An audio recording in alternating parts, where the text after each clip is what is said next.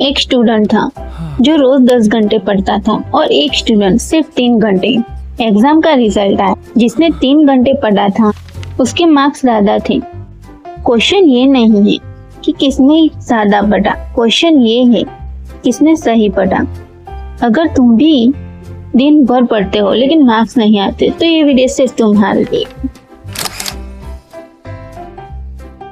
सरू को लगता था जितना ज्यादा आवर्स उतनी ज्यादा सक्सेस, इसलिए सुबह से रात तक टेबल पर बैठी रहती, हाइलाइटर, कलरफुल नोट्स, बुक्स और बुक खुली रहती और स्टोरी भी डाल देती, स्टडी मोड ऑन।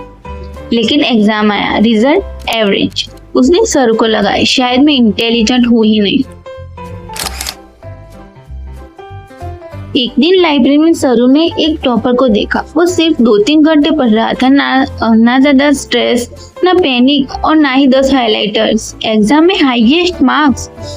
सरू तो हैरान थी। सरू बोली, ये चीटिंग करता है क्या?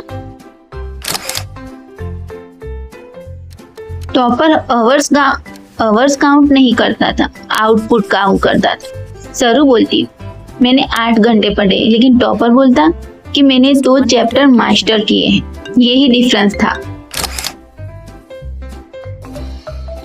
सच बताओ, कितनी बार ऐसा हुआ है? बुक खुली है, फोन साइड में, नोटिफिकेशन है और बस 2 मिनट और 40 मिनट गायब। फिर बोलते हैं आज 5 घंटे पढ़ाई की, लेकिन रियलिटी फोकस स्टडी सिर्फ 2 घंटे थी। सिर्फ नोट रीडिंग, सिर्फ हाईलाइटिंग और सिर्फ यूट्यूब लेक्चर्स। नोट्स कलेक्ट करना, नॉलेज कलेक्ट करना, लेकिन लर्निंग बिल्कुल नहीं। उस दिन सरू ने रूल बना लिया कि हर चैप्टर के बाद मैं बुक बंद करूंगी और खुद से क्वेश्चन पूछूंगी कि मुझे कितना याद रहा है। पहले 20%, फिर 40% और फिर 80%। उस दिन पहली बार उसने ऐसा फील किया कि स्टडी का मतलब सिर्फ पढ़ना नहीं, उसे याद भी रखना होता है। Rule number 1, 40 to 50 minute deep focus, phone को बाहर। रूल नंबर 2, बुक बंद करके खुद को समझाओ। अगर समझा नहीं पा रहे हो तो मतलब पढ़ाई ही नहीं थी।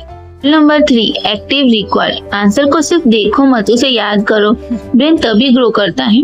रूल नंबर 4, स्पेस रिवीजन, पहले दिन, फिर तीसरे दिन, फिर 7वें और फिर 30 दिन बाद। इसी तरह मेमोरी स्ट्रॉन्ग होती है।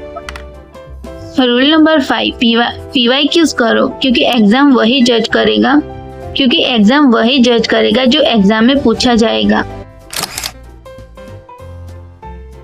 सरू पहले सोचती थी कि मुझे पढ़ना है, लेकिन अब सोचती है कि मुझे और समझना है।